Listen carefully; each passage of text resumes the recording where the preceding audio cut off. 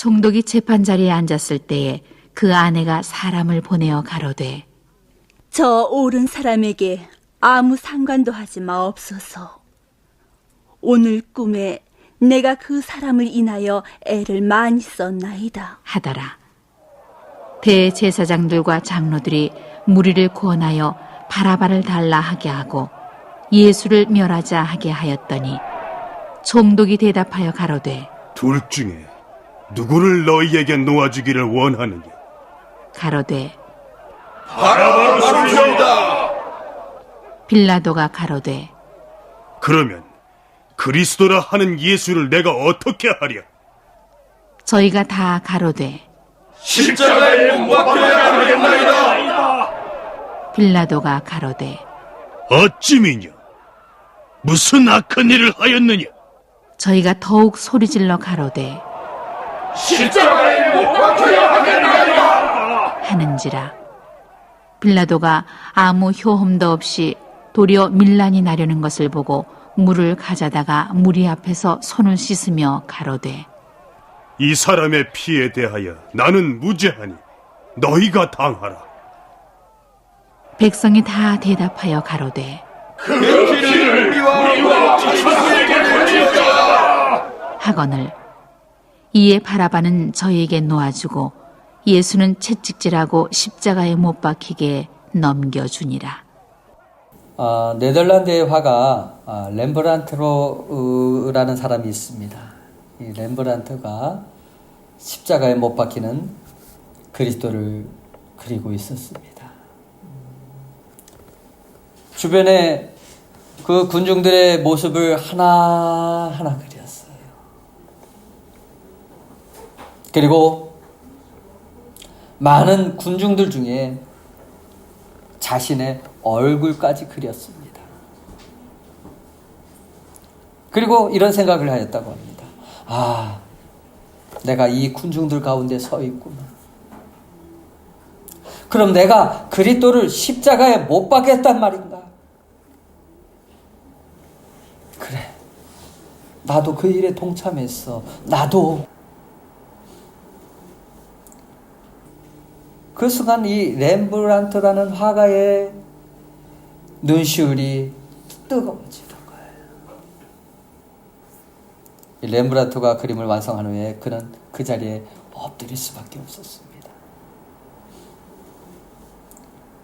그때 예수님을 치는 그 망치 소리가 들려옵니다.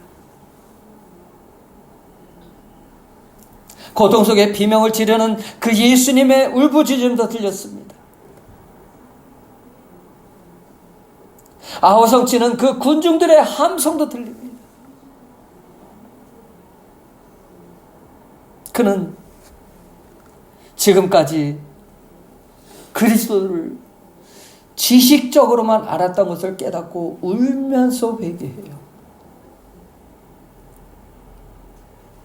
그리고 그림을 보면서 27살에 그는 렘브란트는 예수님을 십자가에 못 박는데 공모한 죄인이라는 이 사실을 평생 잊지 않고 살겠다고 다짐을 하는 거예요. 이 그림을 통해서 렘브란트는 예수님께서 십자가에 못 박이던 그 자리에 저와 여러분도 그 군중들 속에 있었다는 것을 알려주고 싶었던 거예요. 예수님은 유대 종교 지도자들에게 잡히게 됩니다. 당시 유대는요, 이 로마의 지배를 받고 있었기 때문에 이 빌라도 앞에 재판을 받기 위해 예수님을 끌고 오는 거예요. 그들이 예수님을 고소하는 이유는 예수님께서 하나님의 아들 그리스도라고 주장함으로써 하나님을 모독했다는 그 종교적인 이유 때문이었어요. 구체적으로 그들은 더 제약거리를 만들어서 고소거리를 만들어서 백성을 미혹하고 로마 황제 가이사에게 세금 바치는 것을 금하며 자칭 왕이라고 하는 것. 이러한 죄의 누명을 씌워서 예수님을 죽이려고 하는 거예요. 그러나 사실 예수님은 진실로 하나님의 아들이셨어요. 백성을 미혹하기보다는 백성들에게 하나님 나라를 가르쳐 주었고, 병든 자를 고쳐 주었고, 그들을 돌보아 주었어요. 그리고 세금도 가이사의 것은 가이사에게, 하나님의 것은 하나님께 바치라, 이렇게 말씀하셨고, 로마 황제에게 세금을 바치지 말라 이런 말씀하신 적이 없어요.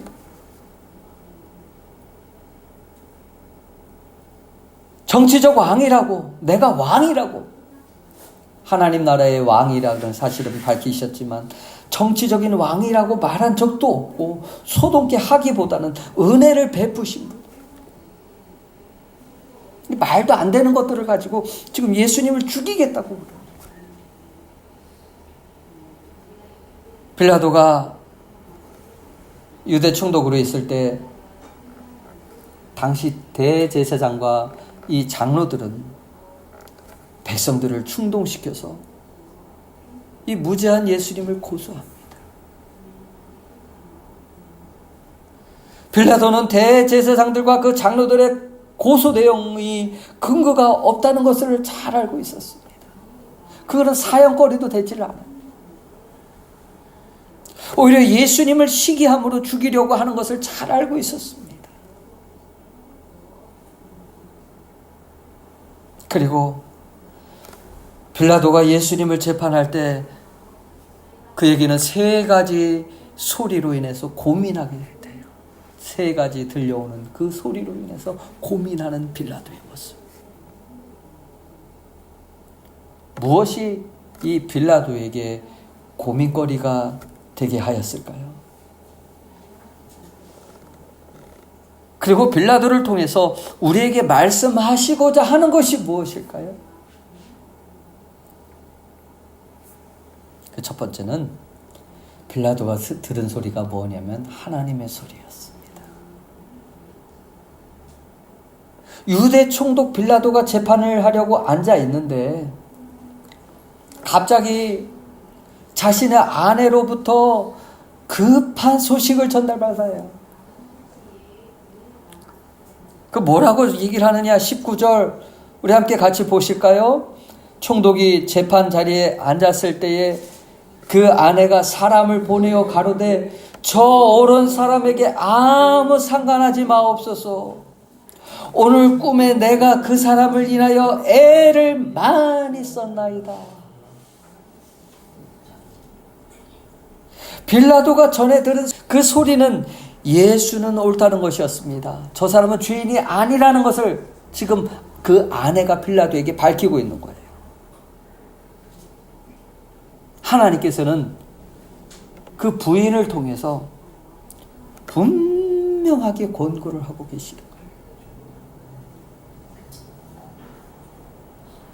예수를 죽이지 말라. 그를 해롭게 하지 말라. 즉 이것은요, 사람의 소리가 아닌 하나님의 소리였어요. 그러니까 그게 무슨 하나님의 소리냐 생각할 수 있지만 하나님이 나에게 직접적이 아닌 간접적으로 증거해 주는 소리였어요. 오늘도 하나님께서는 때때로 그릇된 길을 걷는 그 성도들에게, 불신앙으로 살아가는 그 성도들에게 이렇게 말씀을 하셔요. 이사야 30장 21절 보니까 주보를 보시면서 너희가 우편으로 치우치든지 좌편으로 치우치든지 내 뒤에서 말소리가 내 귀에 들려 이르기를 이것이 정론이 너희는 이리로 행하라 할 것이며. 세상으로 가고 싶어. 내가 좋아하는 거 다 하고 싶어. 그런데 내 뒤에서, 내 마음에서 이런 소리가 들려요. 예수 믿는 것을 절대 포기하지 마. 예수를 온전히 따르라. 양심에서 혹은 자연을 통해서 혹은 주변 사람들을 통해서 말씀하십니다. 그것은 옳지 않아요. 당신의 행하는 일들을 멈추십시오. 돌이키십시오. 그런다면 여러분은 어떻게 하겠습니까? 여러분은 이러한 소리를 들어보신 적 있으십니까? 우리가 살고 있는 이 세상의 피조물이 탄식하는 소리를 한번 들어보세요. 로마서 8장 22절 같이 보시겠습니다. 시작.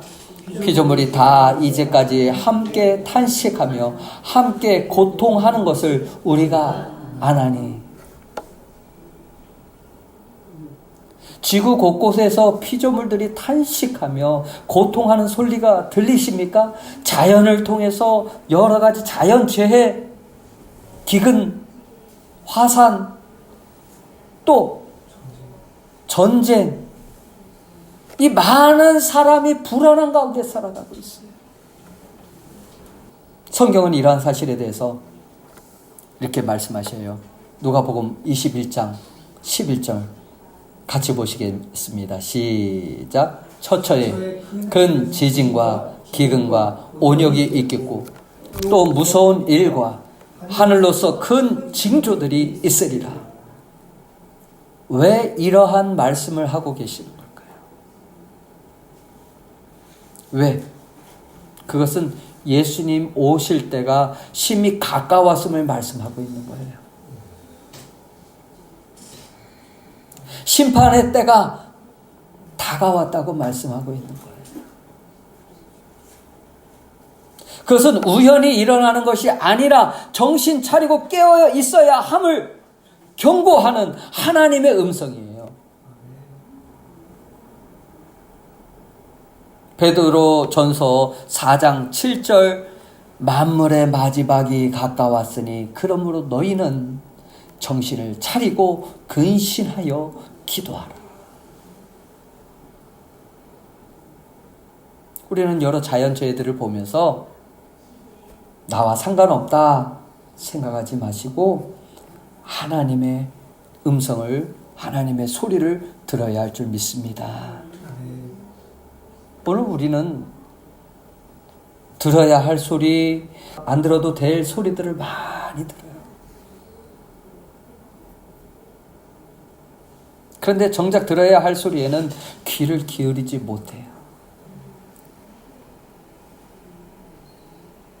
이것이 인간의 무지이고 비극입니다.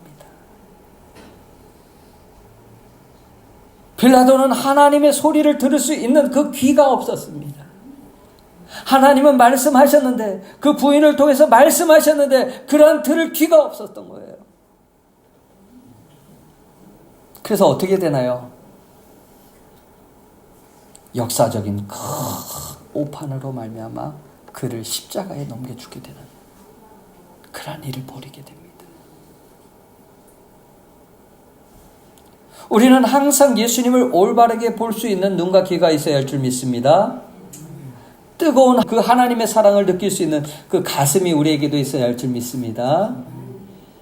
눈이 가리워지고 들을 귀가 없으면 우리도 예수님에 대해서 오판할 수 있어요.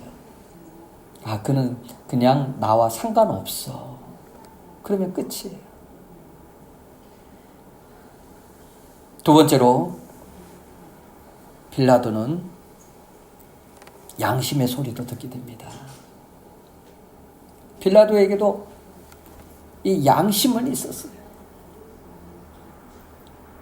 누가복음 23장 4절 같이 보시겠습니다. 빌라도가 대제사장들과 무리에게 이르되 내가 보니 이 사람에게 죄가 없도다. 이 사람에게 죄가 없어. 그럼 어떻게 해야 되나요? 빌라도가 놓아주려고 했어요.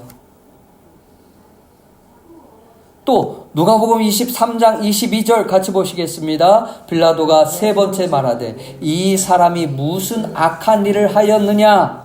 나는 그 죽일 죄를 찾지 못하였나니 때려서 넣으리라. 죄가 없는 분이 죄가. 알았어요. 세 번째까지도 이렇게 말했어요. 내 양심적으로는 허락이 안 돼. 양심이 있었다는 거예요. 아내를 통해서 하나님도 기뻐하지 않는다는 것을 알았어요.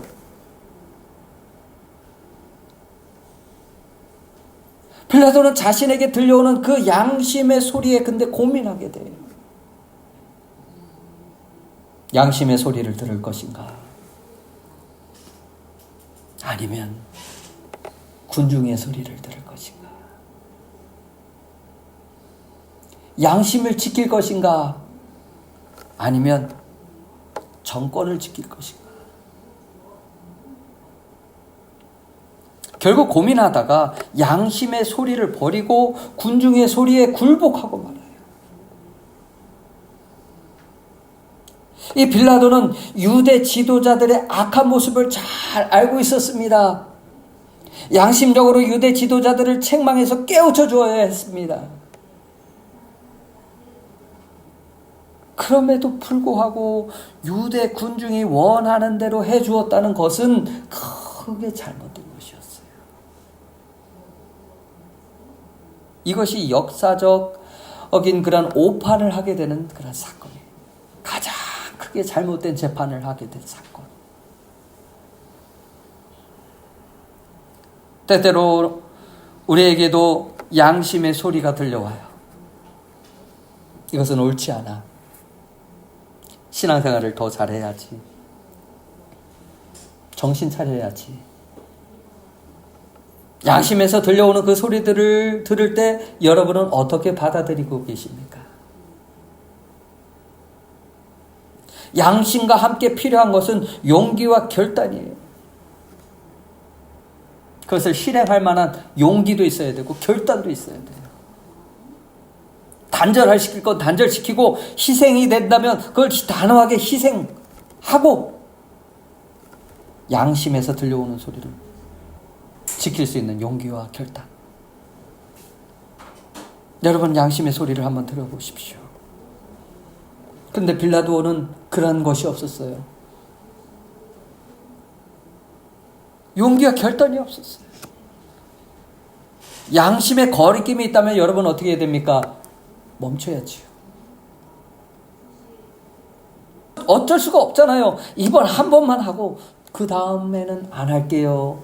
사람들이 이렇게 얘기를 해요. 이번 딱 한 번만 하고. 그렇게 쉽게 타협하지 않기를 바랍니다. 오히려 양심에서 들려오는 소리를 듣고 이길 수 있는 용기와 결단을 갖게 해달라고 여러분 기도할 수 있기를 바랍니다. 그래야 이길 수 있어요. 그래야 오판하지 않을 수 있어요. 세 번째로 빌라도에게 들려오는 또 다른 하나의 소리는 이 군중의 소리였어요. 유월절이 되면은 로마 총독의 권한으로 죄수 한 사람을 살려줄 수 있었습니다. 빌라도가 가만히 생각해 보니까 이건 도저히 안 되겠다. 그래서 그 당시 아주 유명한 죄인이었던, 아주 흉악한 죄인이었던 그 바라바라고 하는 사람을 감옥에서 꺼내오게 해요. 바라바가 누구였나요? 사형수였어요. 사형수 바라바를 재판하는 곳에 끌고 왔습니다. 그리고 예수를 고소한 대제사장 장로들 앞에 무리들에게 물어봅니다. 너희는 내가 너희에게 놓아주기를 원하느냐? 6월절에는 죄인 한 사람을 놓아줄 수 있는 그 특권이 있는데 이 둘 중에 택하라면 너희는 누구를 택하겠느냐? 바라바냐? 그리스도라 하는 예수냐? 이미 모든 사람들에게 알려진 이 흉악한 죄인. 근데 사람들은 그 예수님보다는 이 흉악한 죄인 바라바를 놓아달라고 하는 거예요. 바라바를. 대제사장들과 장로들이 군중을 선동합니다. 군중을 외칩니다. 바라바, 바라바를 놓아주시오. 빌라도가 말했습니다. 그러면 그리스도라 하는 이 예수를 내가 어떻게 하랴? 군중이 외칩니다. 십자가에 못 박혀야 하겠나이다. 십자가에 못 박혀야 하겠나이다. 군중들은 무리한 요구를 하고 있는 거예요. 요한복음서를 보면은요, 군중의 소리가 더 있습니다. 요한복음 19장 12절에 보면 예수를 놓아주면 가이사 황제의 충신이 아니니이다. 예수를 놓아주는 거하고 가이사의 충신이 아니라는 거하고 뭔 상관이 있어요? 이 말은 정치적인 욕망을 가진 그 빌라도에게 비수 같은 아주 무서운 말이었어요. 빌라도는 이 말 한마디에 크게 잘못된 그 재판을 하게 되는 거예요. 여기 나타나는 군중들은 예수님의 보리떡 5개와 물고기 2마리의 기적을 목격했던 사람들이에요. 놀랍지 않습니까? 예수님의 말씀을 들었던 사람들이었고요. 종려나무 가지를 흔들면서 예수님을 환영하는 호산나 다윗의 자손으로 오시는 예수요 하고 환영했던 사람들. 그런데 지금 뭐라고 하고 있습니까? 그들의 분노함으로 군중들이 지금 예수를 죽이라고 하는 거예요. 성난 파도처럼 외쳐요. 이것이 군중의 실상이에요. 잘한 것은 보질 않아요. 사실은 그 실상은 우리의 모습이기도 해요. 그렇게 악해요. 그러나 밀란이 일어날 것이 두려운 그 빌라도는 결국 예수님을 어떻게 하나요? 십자가에 못 박으라고 내어 주게 돼요. 자기가 옳다고 하는 것을 끝까지 주장하지 못하고 그냥 군중의 소리를 듣고 그렇게 움직이는 사람이 되고 말아요. 요한복음 19장을 보면은요, 확실하게 알 수가 있어요. 빌라도는 이렇게 말합니다. 19장 6절, 너희가 친히 데려다가 십자가에 못 박아라. 나는 그에게서 죄를 찾지 못하였노라. 루마니아라는 나라가 있는데 루마니아가 공산화될 때 이야기예요. 공산당원들이 어느 목사 한 사람을 끌어다가 놓고 고문을 가야 하는 거예요. 그러면서 예수님의 이름을 저주하라고 강요를 하였습니다. 그리고 신앙을 부인하라고 심한 고문을 가해요. 그러나 아무리 심한 고문에도 굴복하지 않았습니다. 그러자 공산당원들은 그 목사님의 아들을 잡아왔어요. 14살이었습니다. 그리고 목사님이 보는 앞에서 그 아들을 고문하는 거예요. 사랑하는 아들이 지금 피투성이가 되어서 쓰러지자 목사님은 다 참지 못하는 거예요.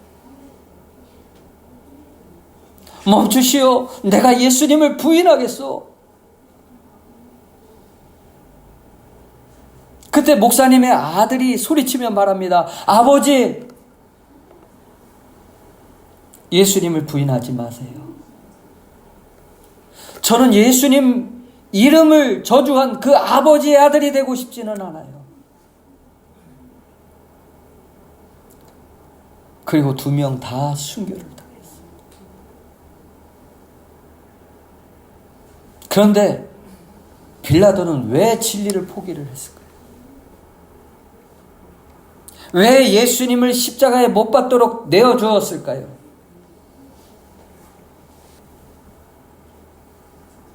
빌라도는 본래 진리를 위해 산 사람이 아니기 때문에 그래요. 예수님에 대해서 들었지만 그가 하나님의 아들이라는 걸 확신하지 못했기 때문에 그래요. 오직 자신의 정치적인 야망과 출세를 위해서 산 사람이지요. 자신의 명예를 위해서라면, 자신의 이익을 위해서라면 거짓된 군중들이라 할지라도 진리를 포기한 사람이 바로 누구냐? 빌라도예요. 오늘 우리의 이익을 위해서 예수님을 멀리하고 있지는 않으세요?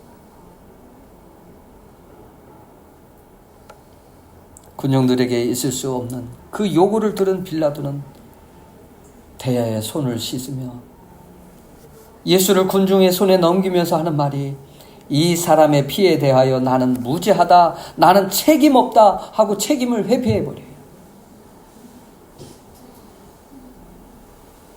성경을 보니까 물을 가져다가 손을 씻으며, 이 문구는 마태복음에만 있습니다. 손을 씻는 행위는 철저한 유대 풍습의 행위예요.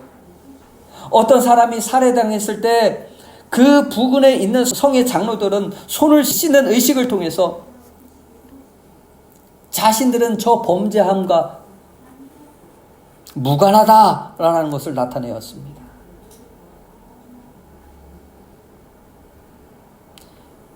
이런 율법적인 전통은 몇 해 동안 유대를 통괄했던 이 빌라도에게도 익숙한 풍경이 되었어요. 그 말은 유대의 풍습도 이해를 하고 있었고 유대의 문화도 어느 정도 파악하고 있었던 사람이에요. 이 유대 풍습을 따름으로써 유대인들에게 자신의 의사를 확고히 전하려고 했어요. 저들의 소원을 들어주면 내 명성도 더 올라가고 더 인기가 있을 거야. 하지만 손을 씻었다고 해서 죄가 없어지는 것은 아니잖아요. 그러니까 빌라도는 너희가 요구하니 너희가 원하는 대로 판결을 내려주겠지만 나는 죄가 없다. 그러나 정말 예수님이 하나님이요 온 세상의 구주임을 알았다면 그렇게 잘못된 판결을 하지는 않았을 거예요. 오히려 지금도 세계 많은 교회에서 이렇게 얘기하잖아요. 사도신경을 통해서 어떻게 해요? 그를 고발해요. 본디오 빌라도에게 고난을 받으사 십자가에 못 박혀 죽으시고 이스라엘의 역사서가 있는데 거기를 보면은요 이 빌라도에 대한 그런 얘기들이 조금 나와요. 빌라도는 예수님 돌아가신 이후에도 유대인들에게 인기를 얻으려고 물이 부족한 그 이스라엘에서 지하수 개발을 하게 되었습니다. 야, 이 정도면 대단한 거예요. 그런데요, 지하수 개발을 위해서 마음대로 하나님께 바친 그 헌금에 손을 대는 거예요. 그리고 그 헌금으로 로마 총독에게 뇌물을 보내기도 하였습니다. 이 사실을 알게 된 유대인들이 여기저기서 데모를 하는 거예요. 인기를 끌려고 했는데 오히려 그는 인기를 잃게 되었어요. 그래서 데모를 진압하기 위해서 군대를 풀어서 그 백성들을 무차별하게 죽여버립니다. 폭군이 돼요. 그러자 백성들의 원성은 더 높아지고 그 원성은 로마 황제에게까지 전달돼요. 결국 빌라도는 황제에게 소환되어서 남프랑스 그 변방으로 추방되면서 고달픈 날들을 보내다가 주 36년, 그러니까 예수님께서 십자가에 돌아가신 지 3년 뒤에 자살을 했다는 얘기가 있습니다. 길지 않았어. 그의 인기는 길지 않았어. 그러니까 예수님께서 죽은 지 3년 후에 비참한 결과를 가져오게 된 거예요. 아마 빌라도는 이런 후회를 하였지 않았을까요? 그럴 줄 알았으면 내가 예수님의 편에 섰을 걸. 사랑하는 여러분, 오늘 본문을 통해서 우리가 깨달을 수 있는 것은 빌라도가 예수님을 십자가에 못 박아 죽인 불의한 재판관이었다는 것에 있지 않습니다. 그보다 더 중요한 것이 있어요. 그것은 결과보다 왜 빌라도가 예수님을 십자가에 못 박아 죽이는 그 불의한 재판관이 되었느냐 하는 거예요. 왜 빌라도는 정직한 재판을 하지 못했느냐?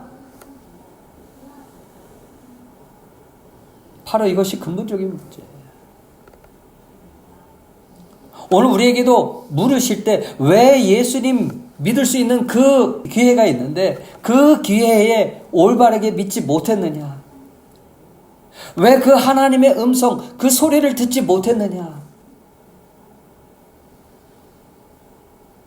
이것이 우리의 문제이기도. 우리가 하나님을 잘 몰라서 믿지 않는 것이 아니에요. 하나님의 말씀을 잘 알지 못해서 불순종하는 것이 아니에요. 정말 하나님의 뜻이 무엇인지 몰라서 구분 못하는 것이 아니에요. 그럴 수도 있지만은 사실은 나를 보고 계실 하나님을 의식하지 못하고 살아가기 때문에 그래요. 나를 심판하실 하나님을 두려워하지 않기 때문에 그렇습니다. 내가 죽은 후에 영원한 심판이 있다는 것을 알지 못하기 때문에 그래요. 우리의 신앙과 삶이 하나님 앞에 신실하고 정직하지 못하기 때문에 그렇습니다. 그러다 보니까 내 마음을 놓고 하고 계신 그 하나님의 소리를 듣지를 못해요. 귀가 가려졌기 때문에, 볼 수 있는 눈이 가려졌기 때문에, 느낄 수 있는 그 사람을 느낄 수 있는 가슴이 막혀있기 때문에.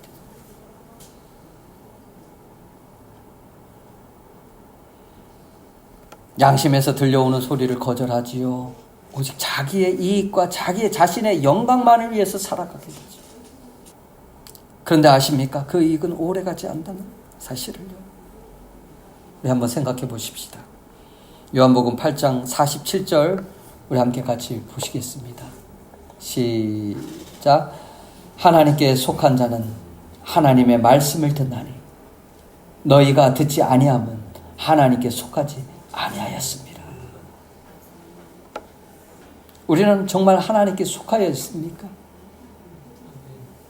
하나님께 속하지 않으면 듣지 않는 거예요. 우리는 어떤 소리에 귀를 기울이고 있습니까? 자신의 삶이 힘들고 어렵고 곤란하다고 예수를 죽이려고 하는 그 사람들의 소리에 혹은 세상의 소리에 귀를 기울이고 있지는 않습니까? 오늘 여러분 안에 살아계신 예수님을 주인으로 모실 수 있기를 바랍니다. 사람이 무엇이기에 하나님을 재판할 수 있겠습니까? 하나님을 심판할 수 있겠습니까? 그러나 예수님께서 빌라도에게 재판을 받으신 것은 십자가의 죽으심을 통해서 바로 우리를 살리시려는 진정한 하나님의 사랑이었어요. 하나님의 계획이었어요. 그리고 하나님은 우리를 재판하실 것입니다. 그때 저와 여러분은 어떤 판결을 받기를 원하십니까? 우리를 긍휼히 여기시고 중보해 주시고 사랑해 주시는 그 예수님을 올바르게 믿고 올바르게 따를 수 있는 저와 여러분이 다 되시기를 예수님의 이름으로 축원합니다. 우리 함께 같이 기도하시겠습니다. 기도하실 때 주여 우리가 올바르게 예수님을 따르기를 원합니다. 올바르게 그 예수님의 말씀을 듣고 그 삶이 하나님을 영화롭게 하기를 원합니다. 주변에서 들려오는 하나님의 소리를 듣게 하여 주시고 또 양심에서 들려오는 그 양심의 소리를 듣게 하여 주시고, 또 군중의 소리를 듣지 않고 하나님의 음성을 들어 그 가운데 승리할 수 있는 삶이 되어지게 하여 주시옵소서. 믿음으로 서는 삶이 되어지게 하여 주시옵소서. 우리 함께 같이 기도하시겠습니다. 하나님 아버지 감사드립니다.